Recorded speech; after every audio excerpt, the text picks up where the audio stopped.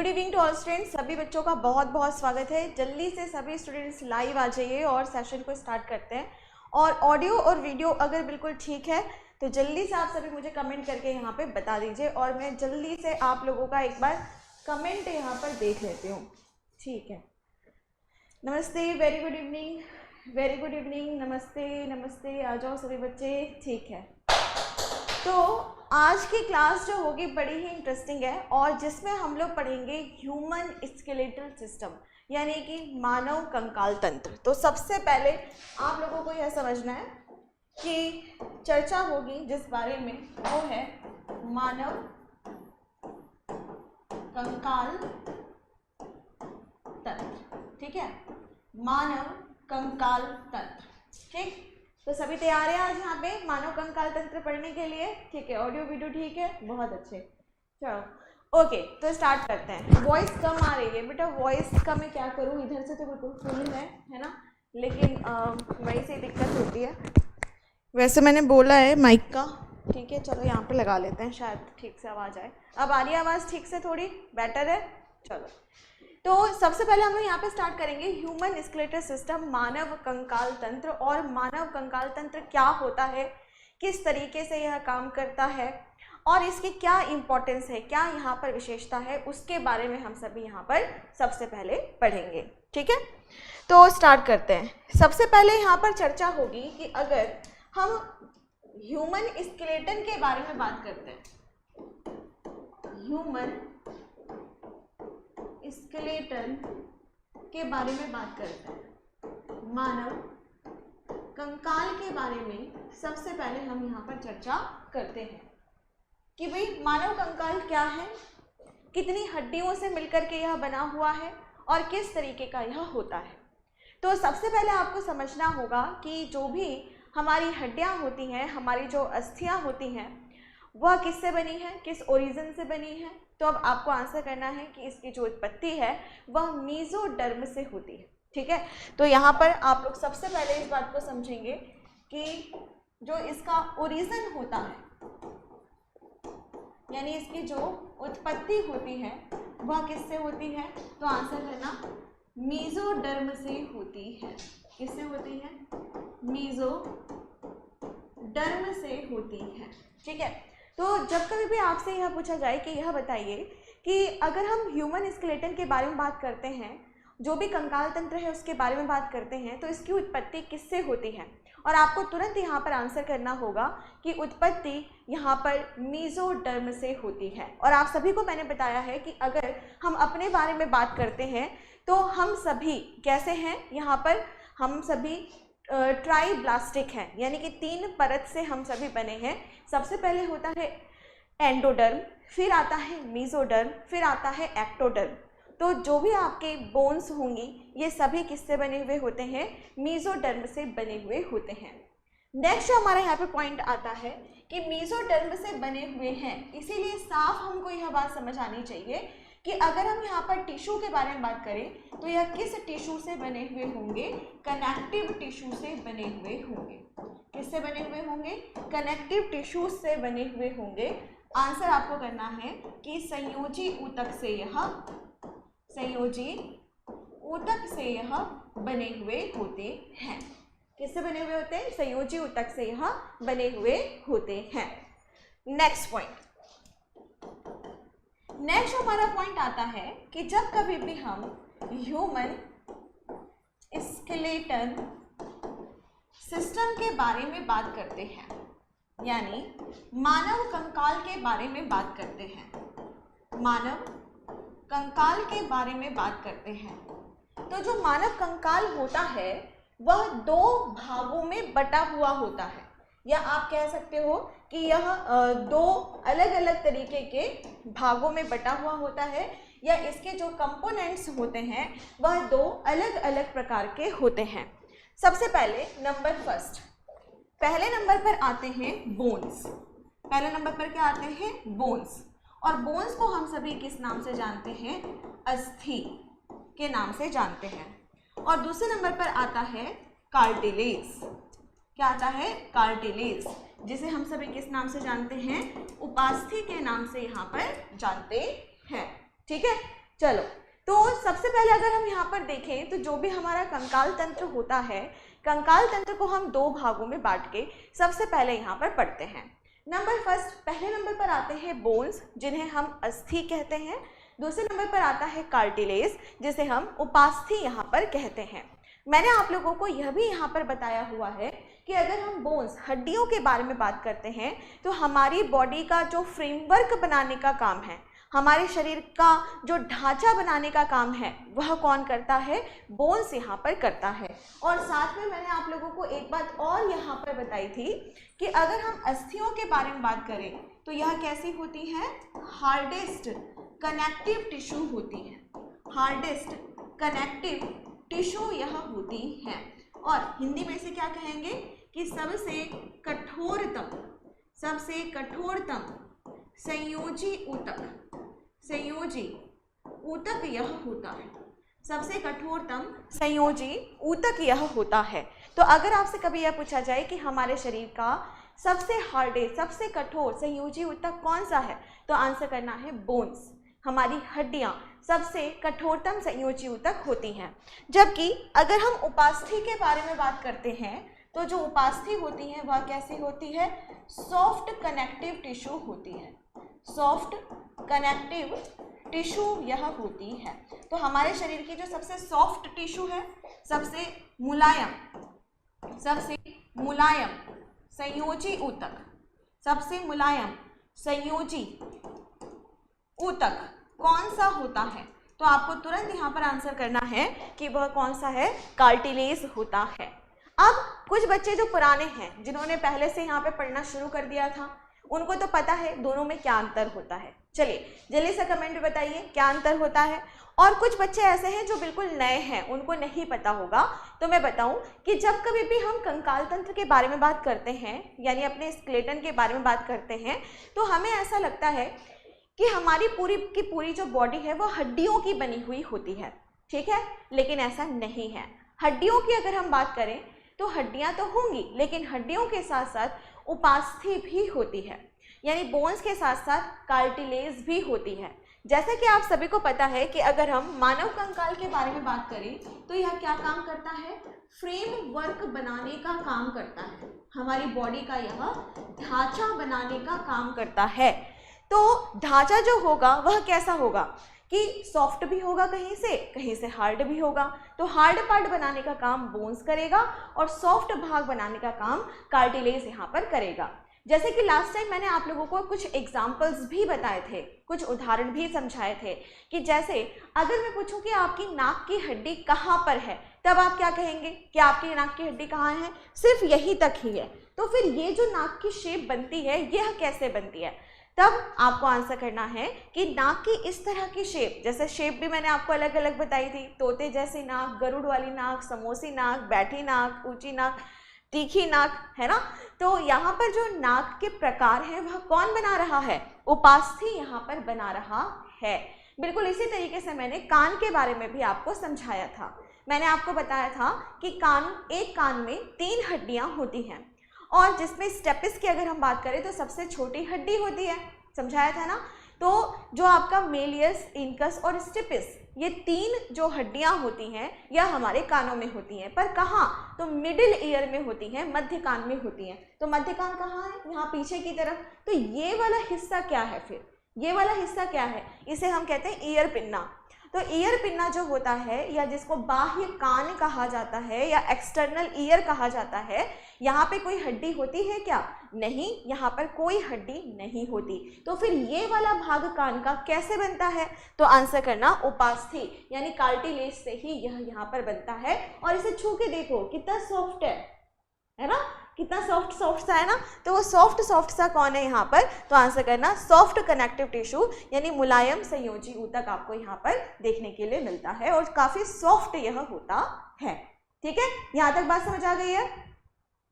ठीक है, आगे बढ़े नेक्स्ट पॉइंट की तरफ। ओके, अब नेक्स्ट हमारा यहाँ पे पॉइंट आता है कि जब कभी भी हम बोन्स के बारे में बात करते हैं, अपनी हड्डियों के बारे में बात करते हैं, अपनी अस्थियों के बारे में बात करते हैं, तो जो भी हमारी अस्थियां होती हैं उनका जब स्टडी किया जाता है, उनका जब अध्ययन यहाँ पर किया जाता है तो उसे क्या कहा जाता है?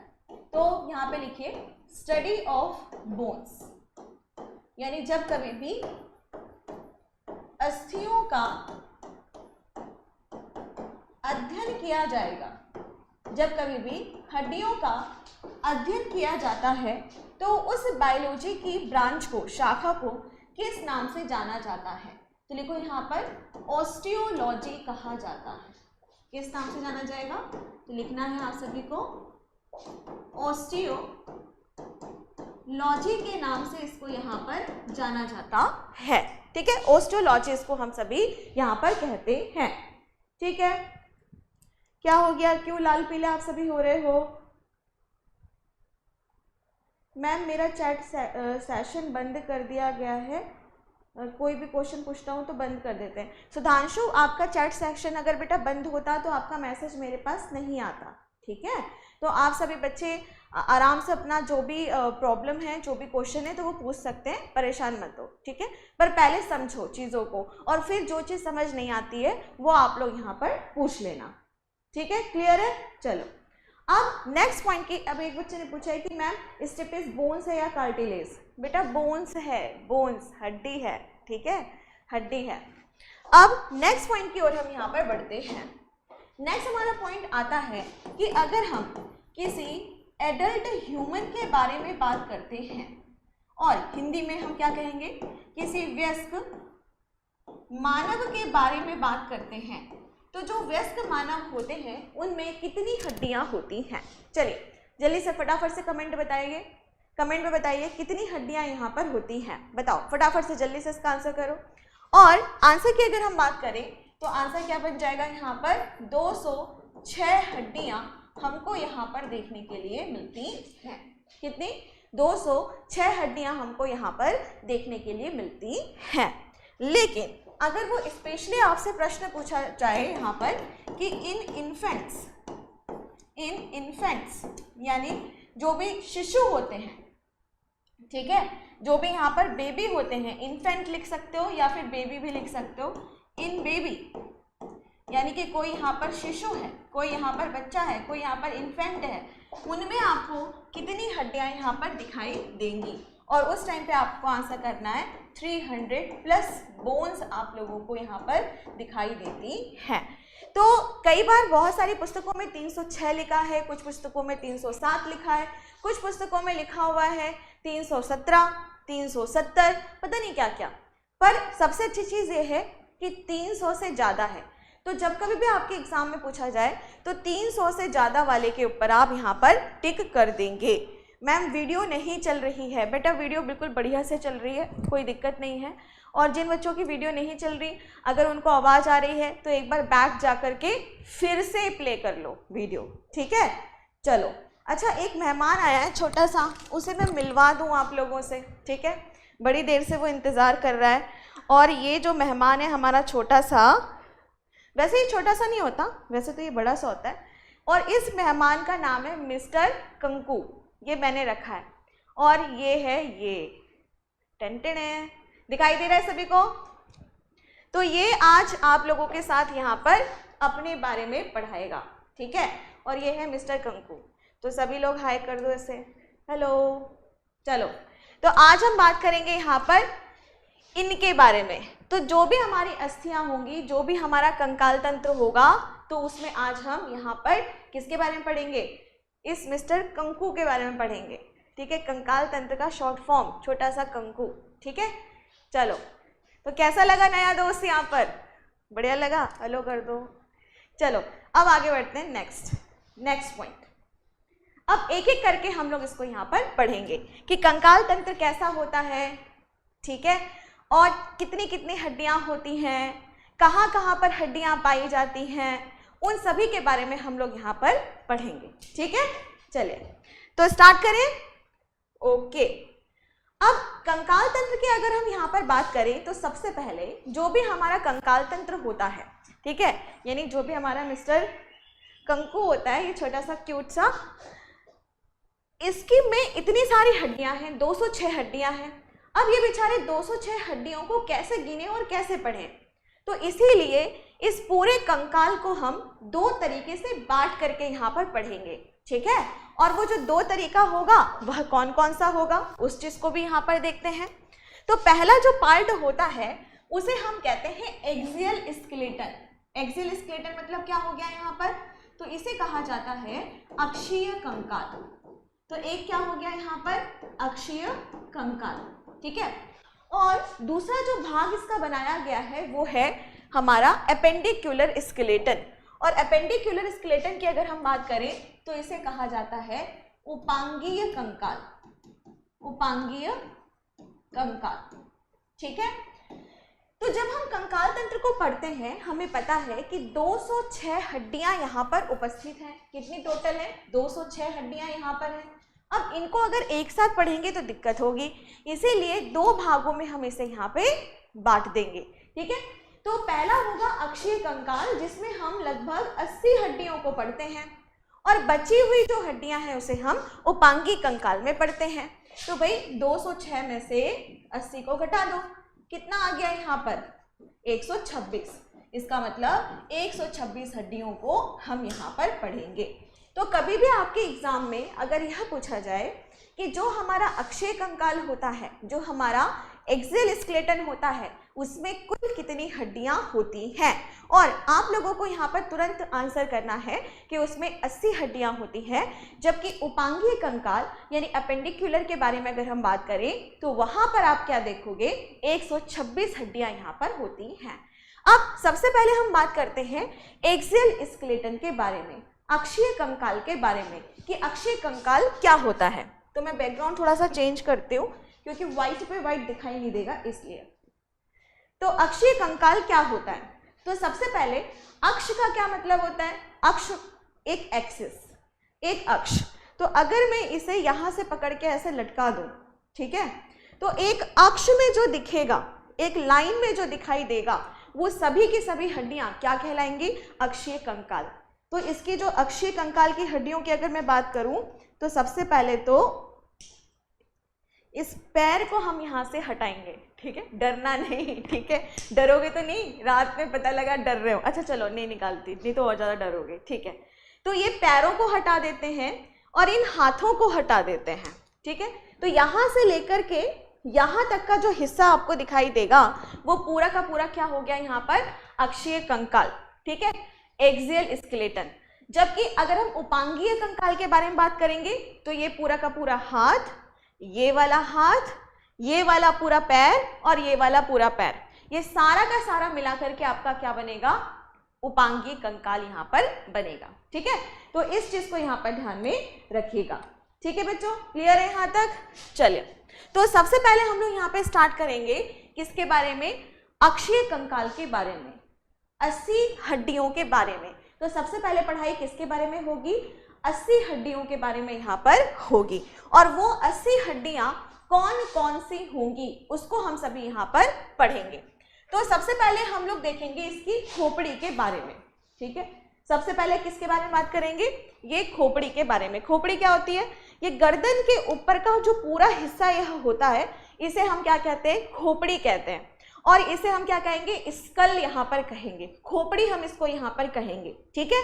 दूसरे नंबर पर, हाँ एक चीज और मैं बता दूं, रुको अभी कोई भी फालतू के प्रश्न नहीं पूछेगा, अभी जब मैं पढ़ा रही हूँ उसको समझो। आज तो मैं पूरी मैचिंग बन के आ गई हूँ, ठीक है, कोई बात नहीं। फिर है यहाँ पर मेरुदंड। मेरुदंड की अगर हम बात करें तो ये जो रीढ़ की हड्डी होती है, मुझे लगता है कि इसे बदलना ही पड़ेगा। अब दिख रहा है, नहीं दिख रहा है। नेक्स्ट आपका आता है ये जो रीढ़ की हड्डी दिख रही है, ये वाली रीढ़ की हड्डी को हम यहाँ पर पढ़ेंगे। नेक्स्ट आता है आपका यहाँ पर पसलियाँ, ठीक है, पसलियों को हम यहाँ पर पढ़ेंगे, ठीक है, अब दिखाई दे रहा होगा। पसलियों को हम सभी यहाँ पर पढ़ेंगे। पसलियों के बाद जो ये बीच में एक हड्डी आपको दिखाई दे रही है, आपकी जो पसलियाँ होंगी वो हड्डी में यहाँ पर जुड़ी हुई होंगी। फिर इस हड्डी के बारे में हम यहाँ पर पढ़ेंगे।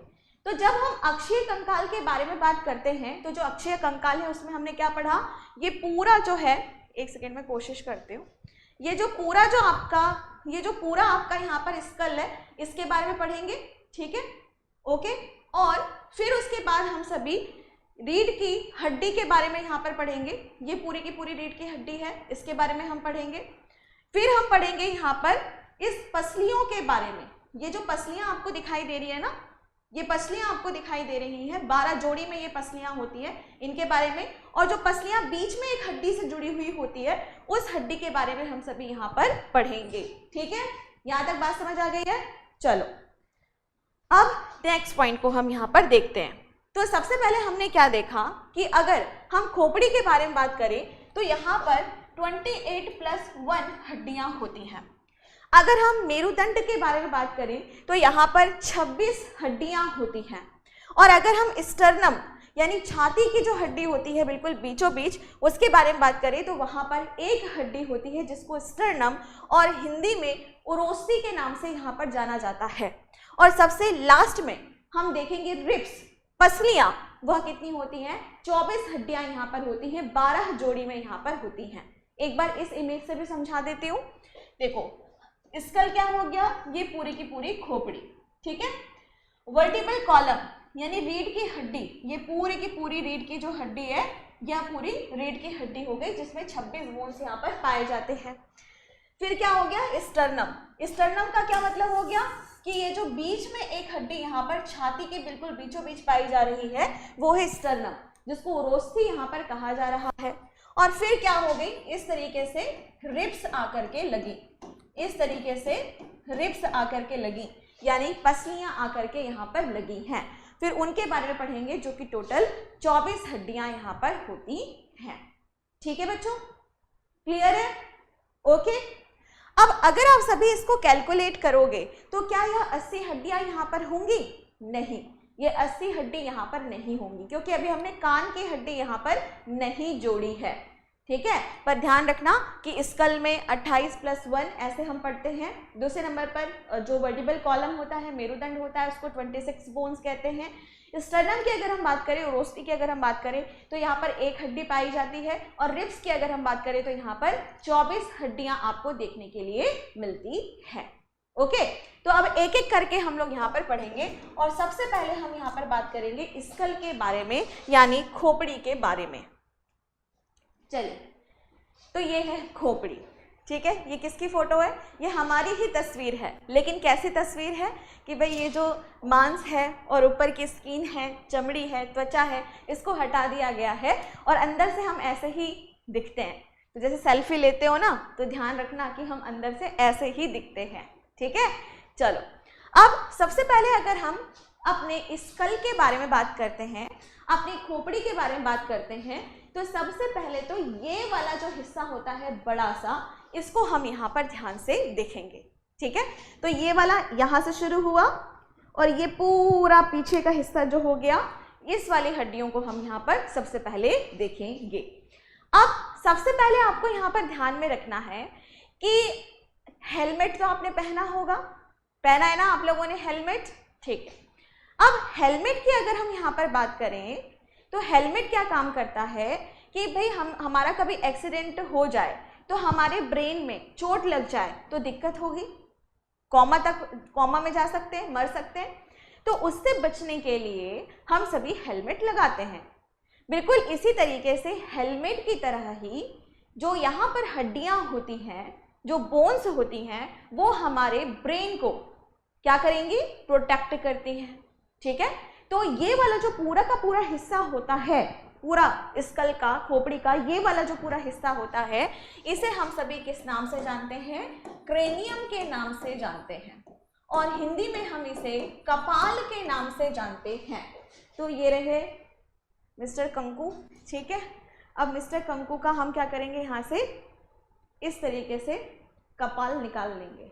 ठीक है, अब कपाल जब हमने यहाँ पे निकाल लिया तो अभी हम इसको क्या कहते हैं? इसे हम कहते हैं क्रेनियम। ठीक है, और ये यहाँ पर ब्रेन फिट होगा, ब्रेन के ऊपर यह क्रेनियम ऐसे जाकर के यहाँ पर लग जाएगा। ओके बच्चों, अब जब कभी भी हम क्रेनियम के बारे में बात करेंगे तो क्रेनियम सिर्फ एक हड्डी नहीं होती। अगर आप इसको देखो तो क्रेनियम सिर्फ एक हड्डी यहाँ पर नहीं होती, और यहाँ पर अगर आप देखो तो छोटी छोटी 8 हड्डियों से मिलकर के यह बनी हुई होती है। तो अगर आपके एग्जाम में कभी यह पूछा जाए कि जो क्रेनियम है, जो कपाल है, वह कितनी बोन से मिला हुआ है, तो बताना 8 हड्डियों से मिल करके यह बना हुआ है। अभी तक तो आपके एग्जाम में नहीं पूछा कि हेलमेट बोन्स क्या होती हैं, लेकिन मैंने आपको पढ़ाया कि हेलमेट की तरह यह काम करता है, तो यकीन मानो आने वाले एग्जाम में ये पूछा जाएगा।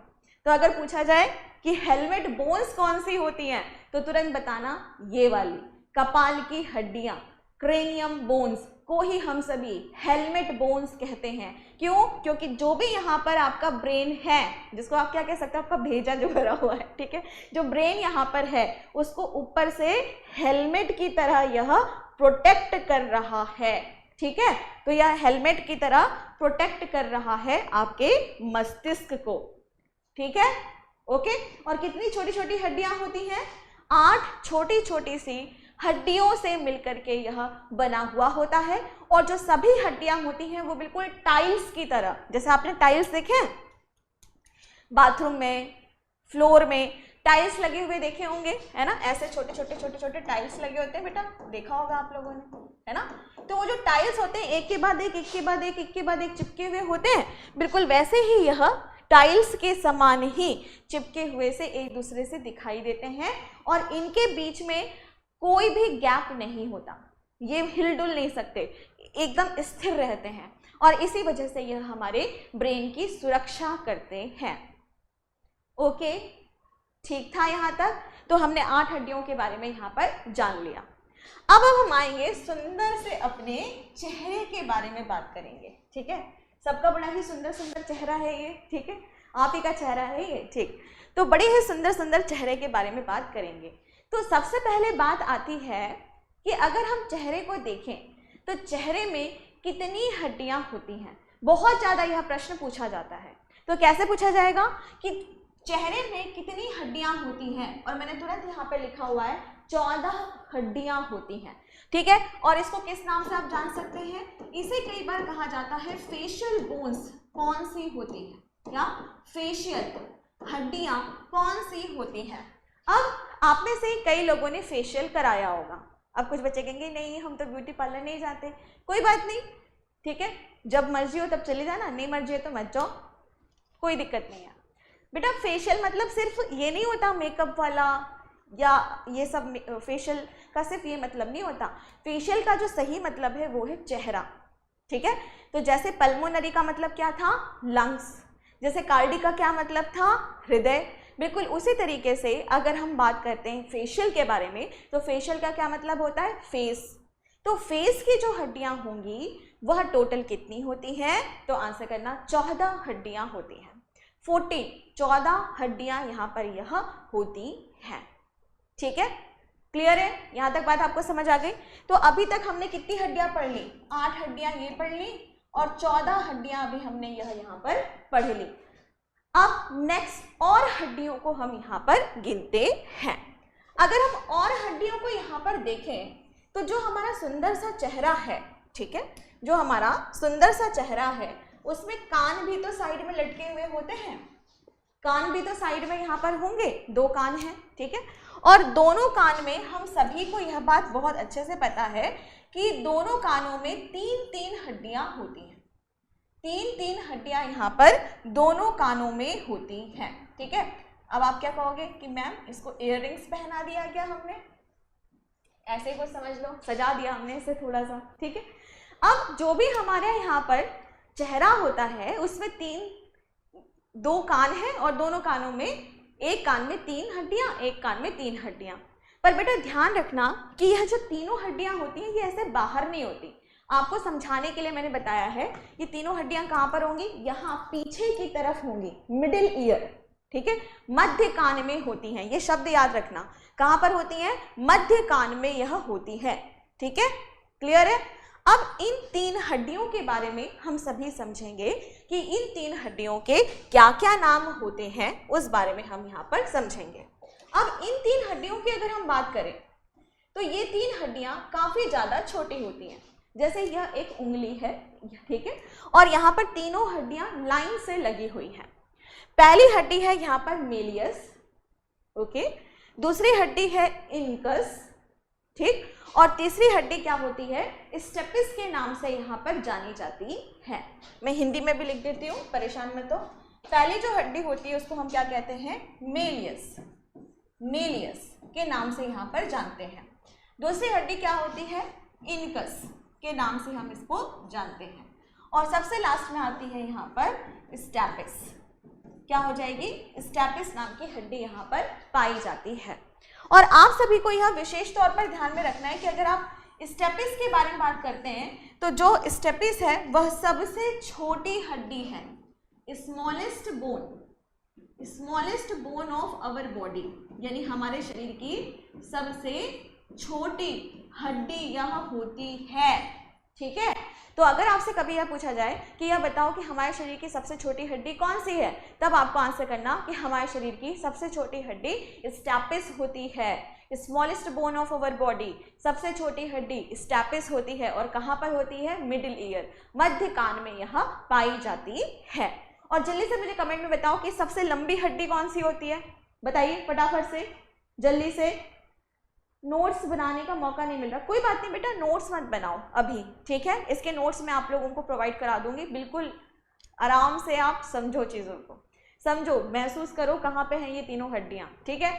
नेक्स्ट यहाँ पे पॉइंट बनता है, सबसे लंबी हड्डी कौन सी यहाँ पर होती है, वेरी गुड, बहुत अच्छे, फीमर होती है, थाई बोन होती है, जिसको हम जांग की हड्डी कहते हैं, है ना, तो वह सबसे लंबी हड्डी होती है, वेरी गुड। अब नेक्स्ट पॉइंट, मेलियस की अगर हम बात करते हैं तो यहाँ से भी एक प्रश्न आपका बनता है। अगर आपसे यह पूछा जाए कि हथौड़े के समान, किसकी तरह, हथौड़ी, हथौड़ी होती है ना, हथौड़ी, हथौड़ी के समान इनमें से कौन सी संरचना आपको देखने के लिए मिलती है, हमर की तरह, हथौड़ी की तरह, तो ऐसे पकड़ लो। और पुराने जमाने की जो हथौड़ी होती थी, टुक टुक ऐसे मारने वाली, ठीक है।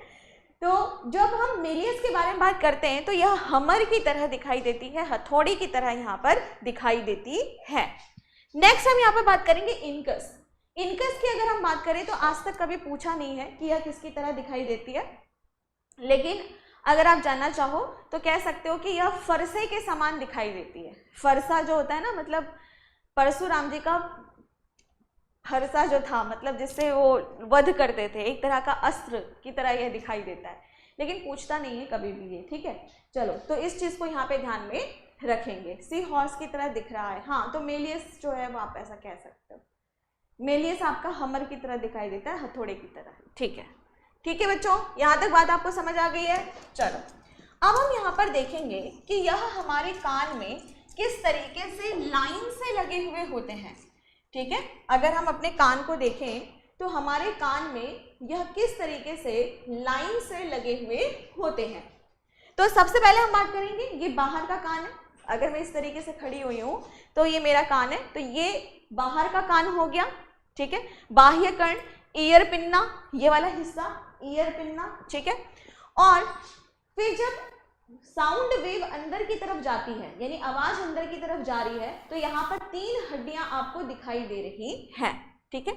इनमें सबसे बाहर की तरफ मेलियस होती है, बीच में यहाँ पर इनकस होती है, और सबसे लास्ट में आपको स्टेपिस यहाँ पर दिखाई देती है।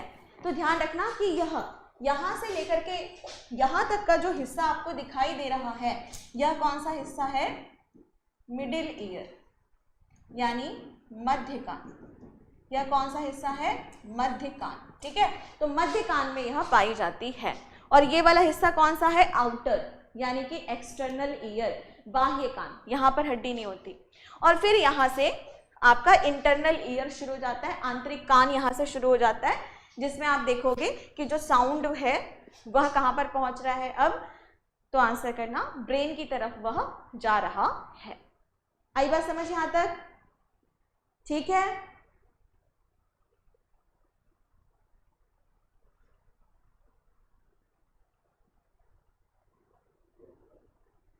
स्क्रीन पीडीएफ नहीं चाहिए, कोई बात नहीं भाई, ठीक है, चलो ओके। अब नेक्स्ट पॉइंट की ओर हम यहाँ पर बात करते हैं। तो हम लोगों ने यहाँ पर क्या देखा कि जो भी हमारा कान है, एक कान में 3 हड्डियाँ यहाँ पर होती हैं, और इन हड्डियों के क्या क्या नाम हैं। सबसे पहले हम बात करते हैं मेलियस, दूसरे नंबर पर आता है इनकस और फिर आता है यहाँ पे स्टेपिस। और यह तीनों हड्डियां क्या बनाती हैं? ईयर ऑसिकल्स इनको कहा जाता है। ईयर ऑसिकल्स मतलब कान के बैंड बाजा, क्योंकि जो भी आवाज आ रही है वो सबसे पहले मेलियस में जाएगी, तो मेलियस क्या करेगा? टन ऐसे आवाज करेगा और किसके ऊपर पड़ेगा? इनकस के ऊपर। फिर इनकस वहां से मूव करेगा और इनकस कहाँ पे पहुंचेगा? स्टेपिस के पास, फिर उसको करेगा टन। तो इस तरीके से आवाज क्या हो रही है? यहाँ पर वेव के रूप में, तरंग के रूप में आगे की ओर प्रसारित हो रही है। ठीक है, और ये तीनों हड्डियां एक कान में यहाँ पर पाई जाती हैं। तो हमने क्या देखा कि 3 हड्डियां यहाँ पे और 3 हड्डियां यहाँ पे, तो टोटल 6 हड्डी यहाँ पर हो गई। तो हमने क्या पढ़ा कि अगर हम कपाल की हड्डियों के बारे में बात करते हैं तो यहाँ पे 8 हड्डियां हैं। अगर हम चेहरे की हड्डियों के बारे में बात करते हैं तो यहाँ पर 14 हड्डियां हैं। दोनों कानों को मिला करके कितनी हड्डियां हैं? 6 हड्डियां यहाँ पर हो गई हैं। तो टोटल कितनी हड्डी हो गई बेटा? जोड़ो, फटाफट से जोड़ करके बताओ। तो ये हो गई 8, ठीक है, और ये क्या हो गया यहाँ पर? 2। लेकिन मैंने आप लोगों को क्या बताया कि अगर हम स्कल के बारे में बात करते हैं तो 28 + 1 हड्डियां यानी 29 हड्डियों को हमें यहाँ पर ढूंढना है। अब एक हड्डी और कहाँ गई? 28 हड्डी तो हमने गिन ली, पर एक हड्डी और कहाँ पर गई? तो एक हड्डी और आपकी कहाँ पर आएगी? वो रही ये। जब कभी भी आप अपने स्कल को देखते हो, अपनी खोपड़ी को देखते हो, तो खोपड़ी के बिल्कुल नीचे की तरफ, यहाँ पर जहाँ से गर्दन शुरू हो रही है, उसके बिल्कुल ऊपर की तरफ एक हड्डी और यहाँ पर दिखाई देती है, और इस हड्डी को हम क्या कहते हैं? हायोइड बोन कहते हैं। क्या कहते हैं इस हड्डी को हम सभी? तो लिखिएगा, इसे हम कहते हैं हायोइड बोन। हायोइड हड्डी के नाम से हम इसे यहाँ पर जानते हैं। और यह हड्डी क्या काम करती है कि पूरा का पूरा जो स्कल है इसको संभाल करके नीचे की तरफ से रखती है। यह कैसे दिखाई देता है? यह बिल्कुल एक घोड़े की नाल की आकृति का दिखाई देता है। कैसा? घोड़े की नाल की आकृति का यह दिखाई देता है, और इसी वजह से आप सभी इसे यह कह सकते हो कि यह हॉर्स शू शेप का होता है। घोड़े की नाल की आकृति का यह यहाँ पर दिखाई देता है। कई बार इसको हम दूसरे नाम से भी जानते हैं। हायोइड बोन को कई बार हम सभी टंग बोन या फिर लिंगुअल बोन के नाम से भी यहाँ पर जानते हैं, यानी जीभ की हड्डी। इसे कई बार किस नाम से जाना जाता है? जीभ की हड्डी के रूप में भी यहाँ पर जाना जाता है। अब जीभ की हड्डी, तो क्या ये जीभ में पाई जाती है? नहीं। आप सभी को मैंने पहले ही बताया है कि अगर हम जीभ के बारे में बात करें तो जीभ एक मस्कुलर ऑर्गन है। वह सिर्फ और सिर्फ पेशियों का ही बना हुआ है। जीभ में कभी भी कोई भी हड्डी नहीं मिलती है। तो फिर ये कौन सी हड्डी है? तो आंसर करना, जीभ के पीछे की तरफ यह पाई जाती है, बिल्कुल पीछे की तरफ, और इसी वजह से इसको जीभ की हड्डी कह देते हैं, पर इसका जीभ से कोई लेना देना नहीं है। ठीक है, तो कई बार आपके एग्जाम में यह प्रश्न पूछा है कि टंग बोन किसे कहते हैं, जीभ की हड्डी किसे कहते हैं? तो सबसे पहले बात कि जीभ में कोई हड्डी नहीं होती, पर कह रहे हैं किसे कह रहे हैं? हायोइड बोन को यहाँ पर कह रहे हैं, जो कहाँ पर है? आपकी खोपड़ी और आपके गर्दन के बीच में एकदम यहाँ पर फंसी हुई सी दिखाई देती है। और साथ में ही ध्यान रखना है कि यह घोड़े की नाल की आकृति की भी दिखाई देती है। ठीक है, समझ आ रहा है सभी को? ठीक है, मैम इसको कंठ कहते हैं? कंठ नहीं बेटा, कंठ नहीं, कंठ लैरिंक्स होता है, वो अलग है। मैं हड्डी पढ़ा रही हूँ, तुम कंठ की बात कर रहे हो। बेटा कंठ और हड्डियों में कुछ तो अंतर होगा। चलो इस तरह से नहीं, फालतू की बातें। चलो, मैंडिबल बोलते हैं, वो कहाँ पर होता है? देखो बेटा, अगर हम जबड़े के बारे में बात करते हैं तो ऊपरी जबड़ा जो होता है उसको मैक्सिला, और निचले जबड़ा जो होता है उसको हम मैंडिबल कहते हैं। ठीक है, तो कंफ्यूज मत होना।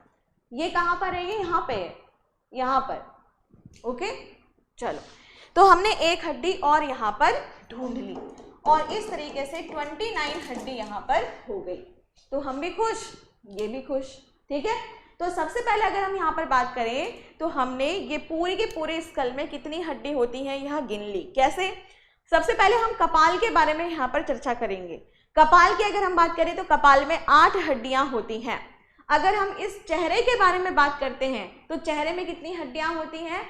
14 हड्डियां होती हैं।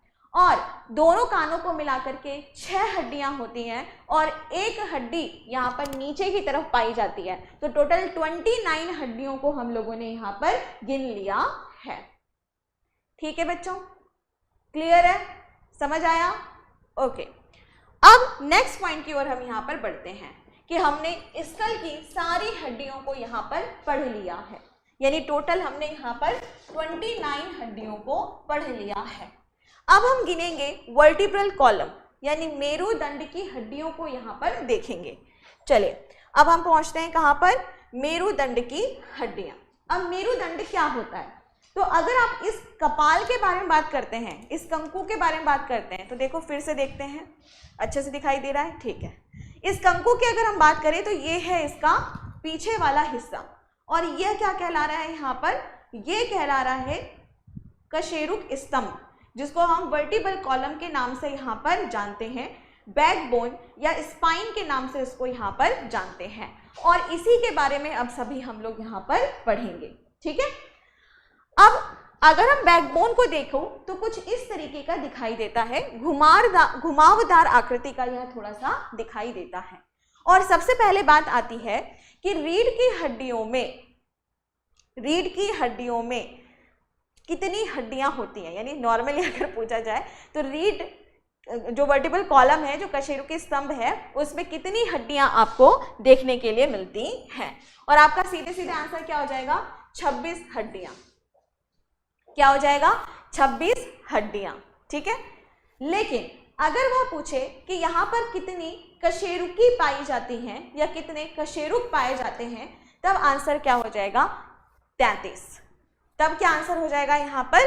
33। ठीक है, अब कुछ बच्चे यहाँ पर यह पूछ रहे हैं कि मैम क्या लड़कियों में भी कपाल में 8 हड्डियां होती हैं? हाँ बेटा, सब में 8 हड्डियां होती हैं। ठीक है, चलो अब हम यहाँ पर बात करते हैं नेक्स्ट पॉइंट। ठीक है, रुक जाओ, भी बता रही हूँ मैं, दोनों अलग अलग क्यों होते हैं मैम? हाँ बता रही हूँ, वही बता रही हूँ। अब देखो, अगर हम यहाँ पर अपनी रीढ़ की हड्डी के बारे में बात करें तो रीढ़ की हड्डी सिर्फ एक हड्डी से नहीं बनी है। अगर आप यहाँ पे बड़े ध्यान से इसको देखें तो यह सिर्फ एक हड्डी नहीं है, छोटी छोटी बहुत सारी हड्डियों से मिलकर के यह यहाँ पर बना हुआ है ना? छोटी छोटी बहुत सारी हड्डियों से मिलकर के यह यहाँ पर बना हुआ है।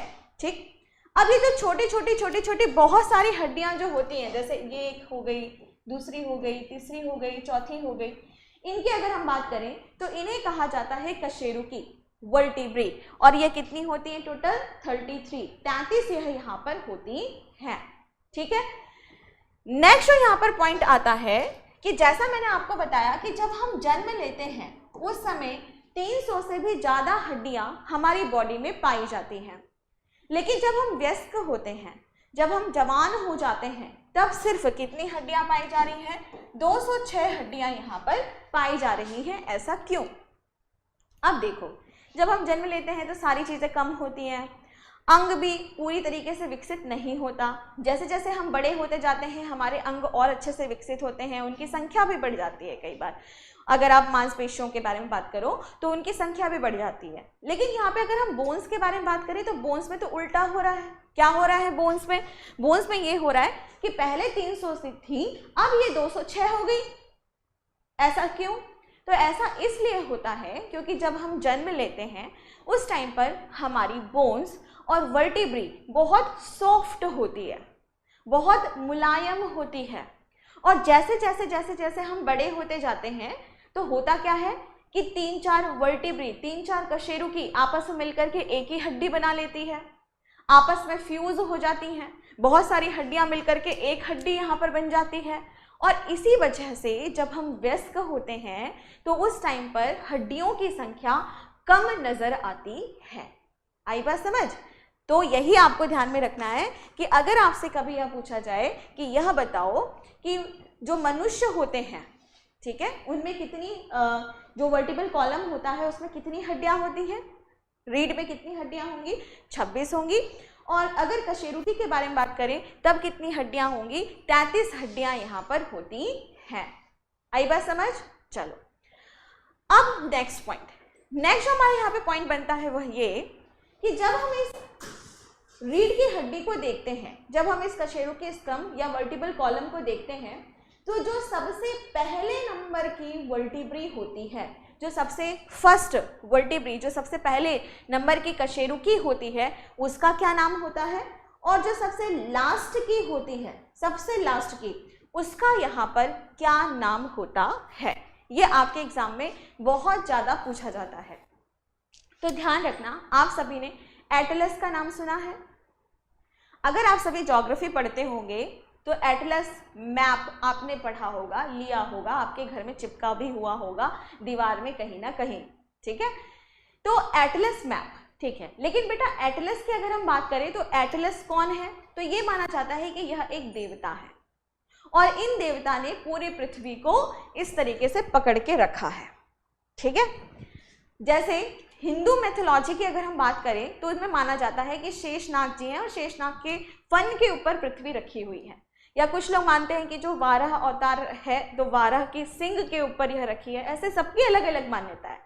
ऐसे ही अगर आप ग्रीक मिथोलॉजी के बारे में बात करते हैं, यानी यूनानी सभ्यता के देवताओं की अगर बात करते हैं, तो वहां पर एक देवता आते हैं एटलस, और जो एटलस है वह क्या काम कर रहे हैं कि इस तरीके से पूरे पृथ्वी को उन्होंने पकड़ के रखा है। जब हम छोटे थे तो एक ऐड आता था झंडू बाम का, ठीक है? झंडू बाम पीड़ा हरी बाम, ऐसे करके एक ऐड आता था। उसमें क्या होता है कि एक बच्चा पार्क में जाता है, पार्क में एटलस की मूर्ति है, उसने पृथ्वी को ऐसे पकड़ रखा है। अब वो बेचारे थक गए, उनके कमर में हो गया दर्द, अब वो कह रहे हैं कि मेरे कमर में दर्द हो रहा है, तो वो बच्चा उनको झंडू बाम देता है, तो झंडू बाम लगा के उनकी कमर का दर्द ठीक हो जाता है, ठीक है? और वो फिर से स्टैचू बन जाते हैं, उसको पकड़ के और थैंक यू बोलते हैं कि बहुत बहुत थैंक यू, ठीक? इसी तरीके से आपने देखा होगा एटलस साइकिल आती है। एटलस साइकिल में भी आपको दिखेंगे कि एक व्यक्ति है, एक देवता बने हैं और उन्होंने इस तरीके से पकड़ रखा है पृथ्वी को, ठीक? तो यहाँ पर हुआ ये कि एटलस जो यहाँ पर नाम दिया गया प्रथम कशेरुकी का, उसका ये मतलब था कि जिस तरीके से हमारा पूरा स्कल है, जिस तरीके से हमारा पूरा की पूरी खोपड़ी है, खोपड़ी को एक धुरी में रखने का काम, एक एक्सिस में पकड़ के रखने का काम किसने कर रखा है? फर्स्ट वर्टिब्री ने, पहले कशेरुकी ने किया हुआ है, और इसीलिए इसका नाम क्या होगा? एटलस इसका नाम होगा। आई बात समझ? ये जो मैंने दो कहानी यहाँ पे सुनाई इतनी बड़ी बड़ी, उसका कुछ समझ आया? दिमाग में घुसा कुछ या नहीं? ठीक है। तो यहाँ पर अगर आपसे पूछा जाए कि पहली जो वर्टिब्री है, पहली जो कशेरुकी है, उसका क्या नाम है? एटलस यहाँ पर नाम है। मोस्ट इंपॉर्टेंट है, यहाँ से काफी प्रश्न आपके एग्जाम में आते हैं, ठीक है? नेक्स्ट आपका आता है लास्ट वर्टिब्री। अंतिम कशेरुकी कौन सी है? तो अगर हम नॉर्मली तौर पर देखें तो अंतिम कशेरुकी कौन सी है, लास्ट वर्टिब्री कौन सी है, तब आपको आंसर करना है कि लास्ट वर्टिब्री को हम क्या कहते हैं? कॉक्सिक्स के नाम से यहाँ पर जानते हैं। और साथ में ही ध्यान में रखना कि इसे हम टेल बोन भी कहते हैं। क्या कहते हैं? Tail bone. टेल बोन का क्या मतलब होता है? पूंछ की हड्डी, पूंछ की हड्डी, ठीक है? पूंछ की हड्डी, ठीक है? तो अगर हम नॉर्मली तौर पर देखें तो टेल बोन किसे कहा जा रहा है, तो आंसर करना कि लास्ट वर्टिब्री को ही हम सभी टेल बोन, पूंछ की हड्डी यहाँ पर कहते हैं। अब यहाँ पे प्रश्न आता है कि क्या आपके पास पूंछ है? बताओ कितने बच्चों के पास पूंछ है? यहाँ पर इधर उधर की बातें मत करो, पढ़ाई पे ध्यान दो, ठीक है? अब यहाँ पर बात करेंगे पूंछ। तो बेटा जब हम जन्म नहीं लेते, जब हम अपनी माता के गर्भ में होते हैं, उस टाइम पर हमारे पास टेल बोन दिखाई देती है, ठीक है? लेकिन जब हम जन्म लेने वाले होते हैं उससे थोड़े पहले ही ये सप्रेस हो जाती है, दब जाती है, ठीक? और अगर आप नॉर्मल तौर पर देखें तो ये जो टेल बोन होती है यह कैसी है? वेस्टिजियल ऑर्गन है। ये भी मैं अलग से लिखवा देती हूँ कि जो टेल बोन है वह कैसी है? वेस्टिजियल ऑर्गन है। वेस्टिजियल ऑर्गन है यानी अवशेषी अंग है, अवशेषी अंग है। यह बताता है कि जो हमारे एंसेस्टर्स हैं, जो हमारे पूर्वज रहे होंगे, उनके पास पूंछ रही होगी, ठीक है? और जो पूंछ रही होगी तो पूंछ क्या काम करती है, बैलेंस करने का काम करती है। लेकिन धीरे धीरे जैसे जैसे हम सभी का इवोल्यूशन होता गया, जैसे जैसे हम सभी का विकास होता चला गया, हम 2 पैरों से चलना शुरू कर दिए और साथ में हम अपने शरीर का बैलेंस पैरों से बनाना शुरू कर दिए। तो उस वजह से जो अंतिम कशेरुकी है यानी टेल बोन है, वह कैसी हो गई, खत्म होती चली गई या सप्रेस होती चली गई। ठीक है, और इसीलिए आप लोग को ध्यान में रखना है कि लास्ट वर्टिब्री है उस वह कौन सी होती है, कॉक्सिक्स होती है, जिसको हम सभी टेल बोन के नाम से जानते हैं, जो आज भी हमारे शरीर में उपस्थित है लेकिन विकसित नहीं है, ना ही किसी काम की है। और इसी वजह से इसको हम अवशेषी अंग यानी वेस्टिजियल ऑर्गन के नाम से यहाँ पर जानते हैं। आई बात समझ यहाँ पर? चलो मानो ठीक है, ओके। अच्छा, एक बच्चे ने यहाँ पर पूछा है कि कुछ बच्चे यहाँ पर पूंछ के साथ पैदा होते हैं। हाँ, वो मैं बताने ही वाली थी। देखो बेटा, आप लोगों ने बहुत सारी ऐसी घटना देखी होगी जिसमें कुछ बच्चे पूंछ के साथ पैदा हो जाते हैं। ठीक है, अब पूंछ के साथ पैदा होते हैं तो साइंटिफिक दृष्टिकोण से अगर हम देखें तो ऐसे बच्चों को एबनॉर्मल कहा जाता है, असामान्य कहा जाता है, और माना जाता है कि इस तरह के जो बच्चे होंगे वह बहुत जल्दी उनकी मृत्यु हो जाती है, क्योंकि वो जिंदा नहीं रह पाते, क्योंकि वो एबनॉर्मलिटी है यानी एक तरह से असामान्यता है, इस वजह से। ठीक है, लेकिन यहाँ पर मैंने यह भी चीज़ देखी है कि कुछ लोग क्या करते हैं कि उनको भगवान का अवतार ऐसा बोल करके उनकी पूजा करने लगते हैं।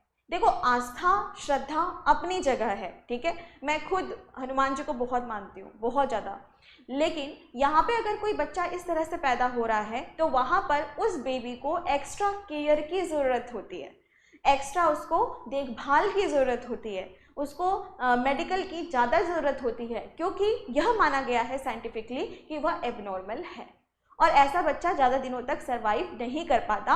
तो उसको ज़्यादा अगर आप केयर करोगे तो उतना ही बेस्ट है। लेकिन कुछ लोग जा कर के वहाँ पर, सबसे ज़्यादा लोग वहाँ पे पहुँच जाते हैं कैमरा वगैरह लेकर के और फिर शुरू हो जाते हैं सुनो सुनो सुनो सनसनी सुनो, और उस बच्चे की हालत और ख़राब कर देते हैं। तो बेटा, आप लोगों से अनुरोध है कि अगर आपके आसपास कभी ऐसा कुछ हो तो आप लोग एक सच्चे सभ्य पढ़े लिखे नागरिकों की तरह व्यवहार करें और लोगों को अवेयर करें कि ठीक है, उस बच्चे की चर्चा हो लेकिन साथ में उस बच्चे के स्वास्थ्य का भी पूरा ध्यान यहाँ पर रखा जाए। ठीक है, चलो ठीक है बच्चों, यहाँ तक चलिए। तो यहाँ तक आपको बात समझ आ गई? चलो अब आगे बढ़ते हैं नेक्स्ट पॉइंट। नेक्स्ट हमारा यहाँ पे पॉइंट बनता है वो, अब हम बात करेंगे नेक्स्ट हड्डी के बारे में। तो अभी हमने कौन कौन सी हड्डियों के बारे में पढ़ा उसको देख लेते हैं। अभी हमने स्कल पूरा पढ़ लिया और साथ में हम सभी ने यहाँ पर मेरुदंड की जो 26 हड्डियां हैं उसको भी यहाँ पर पढ़ लिया है। अब हम यहाँ पर किसके बारे में बात करेंगे? ये जो बीच में छाती की जो हड्डी दिखाई दे रही है इसके बारे में हम सभी यहाँ पर चर्चा करेंगे।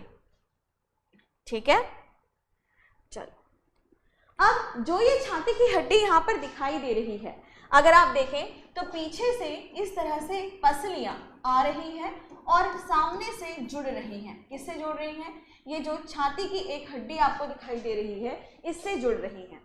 इस हड्डी को किस नाम से जाना जाएगा? तो भाई चेस्ट में है, छाती में है, तो आप इसे क्या कह सकते हो? छाती की हड्डी या वक्ष की हड्डी, और इंग्लिश में आप इसे चेस्ट बोन कह सकते हो। लड़कियों की अगर हम बात करें तो इसे ब्रेस्ट बोन कहा जाता है। लड़कों में है तो चेस्ट बोन, लड़कियों में है तो ब्रेस्ट बोन। और नॉर्मली अगर आप देखो तो चेस्ट बोन भी आप कह सकते हो, ब्रेस्ट बोन भी आप कह सकते हो, छाती की हड्डी भी कह सकते हो, वक्ष की हड्डी भी कह सकते हो। लेकिन इसका जो साइंटिफिक नाम होगा वह क्या होगा? इसका साइंटिफिक नाम होगा स्टर्नम। क्या नाम होगा इसका साइंटिफिक नाम? स्टर्नम इसका साइंटिफिक नाम होगा। यह इतनी संख्या में होती है, एक ही होती है। क्या होती है? एक ही होती है, फ्लैट होती है, चपटी हड्डी यह होती है, छाती के बिल्कुल बीचों बीच यह पाई जाती है और स्टर्नम इसको यहाँ पर कहा जाता है। अच्छा, इसको बड़े ध्यान से देखो, ये कुछ ऐसा नहीं लग रहा जैसे कॉलर हो, कॉलर नहीं मतलब टाई हो, कॉलर के बीच में टाई लगाने, कॉलर बोन तो क्लैविकल को कहते हैं, ये टाई जैसा नहीं लग रहा? बड़े ध्यान से देखो, जैसे ये हो गई इसकी नोट और ये इस तरीके से टाई। ठीक है, तो कई बार आपके एग्जाम में यह पूछा जा सकता है कि इसको और हम किस नाम से भी जान सकते हैं। तो लिखिए, इसे हम सभी टाई बोन के नाम से भी लिख सकते हैं, जान सकते हैं। तो लिखो यहाँ पे टाई अस्थि या टाई हड्डी भी हम इसको यहाँ पर कह सकते हैं। तो क्या क्या नाम मैंने इसके बताए? सबसे पहले चेस्ट बोन, ब्रेस्ट बोन, वक्ष की हड्डी, छाती की हड्डी, और साथ में इसे क्या कहा जा रहा है यहाँ पर? तो टाई बोन भी इसको यहाँ पर कहा जा रहा है। पर इसका जो असली नाम है, जो इसका साइंटिफिक नाम है, वह कौन सा है बेटा? तो आंसर करना स्टर्नम है। क्या है? स्टर्नम है। और इसकी संख्या कितनी होती है? ये सिर्फ एक ही हड्डी होती है, ये सिर्फ एक ही हड्डी होती है और चपटी हड्डी होती है। ठीक है, चलो कमेंट समझ आ रहा है? स्क्रू लग रहा है? नहीं नहीं, स्क्रू नहीं है। ठीक है, टाई की तरह यह होती है। ठीक है, बहुत अच्छे। अब नेक्स्ट पॉइंट की ओर हम यहाँ पर बढ़ते हैं। अब हम सभी ने यहाँ पर पढ़ लिया स्टर्नम। अब हम बात करेंगे रिब्स के बारे में, पसलियों के बारे में हम यहाँ पर चर्चा करेंगे। ठीक है, चलिए अब पढ़ते हैं हम सभी पसलियों के बारे में। अगर आप पसलियों को देखो तो आप क्या देख रहे हो कि पसलियां पीछे से, यानी कि जो रीढ़ की हड्डी है, जो वर्टिब्री है, वहां से आ रही है और स्टर्नम में लगती जा रही है। पीछे से आ रही है, स्टर्नम में लगती जा रही है, दोनों तरफ से, है ना, दोनों तरफ से। तो चलिए स्टार्ट करते हैं। अब हम यहाँ पर किसके बारे में पढ़ेंगे? रिब्स के बारे में।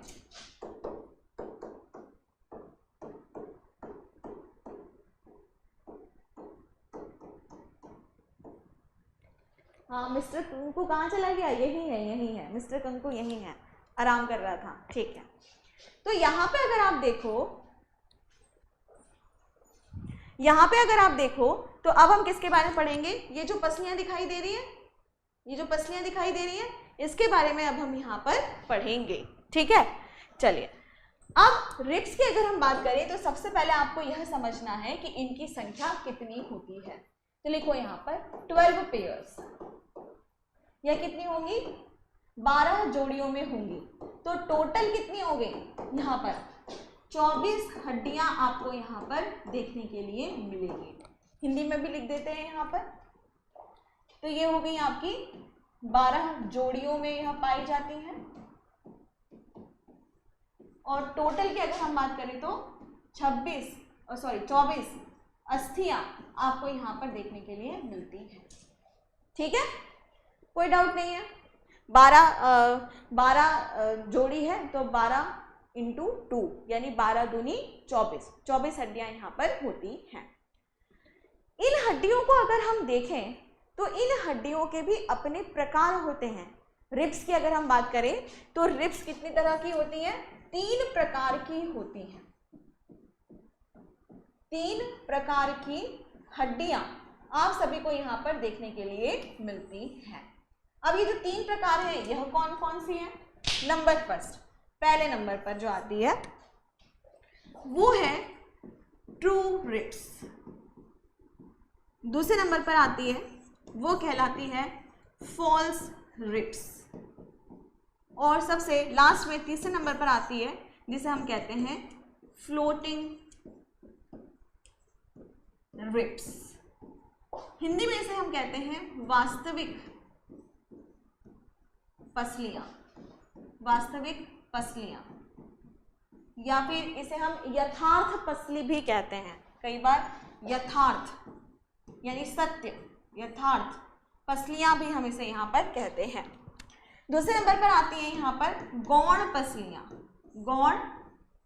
पसलियां। ठीक है, और सबसे लास्ट में आती है यहाँ पे चाल्य पसलियां। चलो नोट करो, अभी समझाते हैं, पहले इसको नोट करो। तो पसलियों की अगर हम यहाँ पर बात करें, रिब्स की अगर हम यहाँ पर बात करें, तो पसलियां 3 प्रकार की होती हैं। ठीक है, पहली है ट्रू रिब्स, जिसको हिंदी में हम वास्तविक पसली या फिर यथार्थ पसली के रूप में जानते हैं। दूसरे नंबर पर आती है फॉल्स रिब्स, जिसको हम गौण पसलियां कहते हैं। और सबसे लास्ट में आपके आती हैं फ्लोटिंग रिब्स, जिसको हम चाल्य पसलियों के रूप में यहाँ पर जानते हैं। ओके, तो सबसे पहले हम लोग यहाँ पर स्टार्ट करते हैं कि ट्रू रिब्स किसे कहेंगे। ट्रू रिब्स किसे कहेंगे, तो समझिए कि हमने सबसे पहले यहाँ पर एक वर्टिबल कॉलम बना दिया, एक रीढ़ की हड्डी हमने यहाँ पर बना दी, ठीक है। मान लो कि ये रीढ़ की हड्डी है, ठीक। फिर हमने क्या काम किया यहाँ पर, बीच में यहाँ पर हमने टाई बोन बना दी। टाई बोन मतलब स्टर्नम हमने यहाँ पर बना दिया, ठीक है, कोई दिक्कत नहीं है। स्टर्नम हमने यहाँ पे बना दिया। अब हम बात करेंगे पसलियों के बारे में। जब हम पसलियों को देखते हैं तो पसलियां वर्टिबल कॉलम यानी कि कशेरुकी से निकल करके कहां पर आ रही है, स्टर्नम में आकर के जुड़ रही है। कोई दिक्कत नहीं है, पीछे से आई वो बैकबोन से आई और सामने स्टर्नम में जुड़ गई, फिर आई, फिर जुड़ गई, फिर आई, फिर जुड़ गई। इस तरीके से अगर हम देखें तो पहली जोड़ी से लेकर के 7वीं जोड़ी तक, ठीक है, यानी अगर हम नॉर्मली तौर पर देखें तो यहाँ पे कह सकते हैं हम कि 1st to 7th, 1st to 7th यानी पहली से 7वीं जोड़ी, ठीक है, यानी पहली से लेकर के 7वीं जोड़ी तक की जो रिब्स हैं वह क्या काम कर रही है, यहाँ पर पीछे से आ रही है और सामने स्टर्नम में आके जुड़ रही है। तो पहली जोड़ी, फर्स्ट पेयर, दूसरी जोड़ी, तीसरी जोड़ी, चौथी, 5वीं, 6ठी, 7वीं, ऐसे आकर के वो प्रॉपर अच्छे तरीके से स्टर्नम में जुड़ रही हैं। प्रॉपर अच्छे तरीके से, अच्छे से दिखाई दे रही है कि जुड़ी हैं। इस तरह की जो पसलियां होती हैं इन्हें हम वास्तविक या यथार्थ या ट्रू रिब्स कहते हैं, ठीक है। नॉर्मल था यहां तक, कोई दिक्कत नहीं है। चलो बेटा पढ़ लो, ब्यूटी के पीछे मत भागो, अभी कल पढ़ाऊंगी मैं ब्यूटी को। चलो आगे बढ़ते हैं नेक्स्ट। अब नेक्स्ट हम यहां पर बात करेंगे किसके बारे में, फॉल्स रिब्स के बारे में, यानी गौण पसलियों के बारे में। तो ये फिर से क्या हो गया, यहाँ पर हमारी रीढ़ की हड्डी हो गई, ठीक है, और ये हो गया हमारा स्टर्नम यानी कि वक्ष की हड्डी यहाँ पर हो गई, जिसको टाई बोन यहाँ पर कह रहे हैं। अब हम बात करेंगे यहाँ पे नेक्स्ट पॉइंट की तरफ। जब हम बात करते हैं, जब हम बात करते हैं यहाँ पर 8th, 9th और 10th यानी 8वीं, 9वीं और 10वीं पसलियों के बारे में, तब क्या होता है, तब हम यह देखेंगे कि इस तरीके से पीछे से 8वीं वाली आई, फिर 9वीं वाली आई और 8वीं वाली में ही फ्यूज हो गई, फिर 10वीं वाली आई, वो भी इस तरीके से फ्यूज हो गई, आपस में फ्यूज हो गए ये लोग, और फिर इनका एक हिस्सा इस तरीके से जाकर के स्टर्नम में मिल गया। तो हमने क्या देखा, 8वीं जोड़ी, 9वीं जोड़ी, 10वीं जोड़ी यानी 8th, 9th, 10th, ये जो पेयर्स हैं, ये जो जोड़ियां हैं, ये पहले आपस में मिली और फिर आकर के यह स्टर्नम में जुड़ रही हैं। तो इस तरह की हड्डियों को हम सभी क्या कहते हैं, गौण पसलियां यानी फॉल्स रिब्स कहते हैं। आई बात समझ बेटा, यहां तक बात क्लियर हुई। जो पहले वाली थी वास्तविक, वो पूरी आके एक एक जुड़ रही थी, ठीक है, लेकिन यहाँ पे ये आपस में पहले जुड़ी, पहले आपस में ज्वाइन हुए ये, और फिर उनका एक हिस्सा आकर के स्टर्नम से जुड़ा, ठीक है, समझ आई बात यहाँ तक, ओके, ठीक। अब आगे बढ़ते हैं नेक्स्ट पॉइंट की तरफ। अब हम यहाँ पर बात करेंगे किसके बारे में, अब हम बात करेंगे यहाँ पर फ्लोटिंग रिब्स यानी चार्ल्स रिब्स के बारे में। चार्ल्स रिब्स की अगर हम बात करें तो यह सबसे पहले तो लिख लो कि यह कौन से नंबर की होंगी, तो लिखेगा यहाँ पर 11th एंड 12th यानी 11वीं और 12वीं जोड़ी। 11वीं और 12वीं जोड़ी की अगर हम बात करें तो क्या हो रहा है कि 11वीं जोड़ी आई और यहीं पर रह गई, और 12वीं जोड़ी भी आई और वो यहीं पे रहेगी। ना तो ये आपस में मिली और ना ही ये आगे जाकर के स्टर्नम से मिल रही हैं, यानी छाती की हड्डी से भी नहीं मिली। तो इस तरह की जो हड्डियां होती हैं उनको हम फ्लोटिंग रिब्स यानी चार्ल्स हड्डियां कहते हैं। और आप देखना कि जब आप सांस लेते हो ना, जब आप गहरी गहरी सांस लेते हो, ब्रीदिंग करते हो, तो उस टाइम पे ये हड्डियां इस तरीके से फ्लोट करती हैं। फ्लोट करने का मतलब बहना नहीं होता, फ्लोट करने का मतलब यहाँ पे ये है कि ये हिल रही हैं हवा में इस तरीके से, ठीक है। तो इस तरह की जो पसलियां होती हैं उनको हम फ्लोटिंग रिब्स यानी चार्ल्स पसलियां यहाँ पर कहते हैं, ठीक है। अब जैसे कि आप लोगों ने देखा होगा कि अगर हम कुश्ती वगैरह की बात करते हैं तो वहाँ पर बेईमानी से अगर कोई जीत रहा है तो वहाँ पर बेईमान लोग क्या करते हैं, जो मतलब सही तरीके से गाइडलाइन से नहीं खेल रहे हैं, बस उनका मतलब होता है कि जो सामने वाला है उसको हराना है किसी भी कीमत पे, या उसको क्षति पहुँचानी है, या उसको मारना है, या उसको डैमेज करना है, तो वो क्या करते हैं यहाँ पर, तो आंसर करना कि गौण पसलियाँ होती हैं उसमें मुक्का मारने की कोशिश करते हैं। क्योंकि गौण पसलियाँ जो होती हैं ना वो 3 आपस में चिपकी हुई होती हैं। अगर उनमें से एक भी क्रैक हुई, एक भी कुछ उनमें दिक्कत हुई, तो तीनों पसलियों पर असर पड़ रहा है। तो जो गंदे लोग होते हैं वो ऐसे ही करते हैं, ठीक है। तो ये मैंने आपको बता दिया। अरे बच्चों तुम ब्यूटी बोन के पीछे क्यों पड़े हुए हो? जो ब्यूटी बोन होती है कॉलर, जो उसे कॉलर बोन कहते हैं, क्लैविकल कहते हैं उसे, वो यहाँ पर पाई जाती है, ठीक है। वो आपके कल पढ़ेंगे। अभी हम यहाँ पर किसके बारे में बात कर रहे हैं? एक्सियल स्केलेटन के बारे में बात कर रहे हैं। ब्यूटीफुल बनना है इनको, बस पढ़ाई नहीं करनी इन्हें। चलो, तो यहाँ पर हमने क्या देखा उसे मैं बता दूं पहले।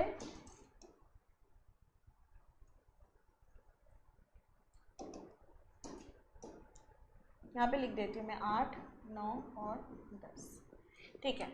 तो हमने यहाँ पर क्या देखा कि अगर हम रिब्स के बारे में बात करते हैं तो जो भी हमारी रिब्स होती हैं वह 12 जोड़ियों में पाई जाती हैं। टोटल जो इनकी संख्या होती है वह कितनी होती है? 24 यहाँ पर होती है, ठीक है। यह 3 प्रकार की होती हैं।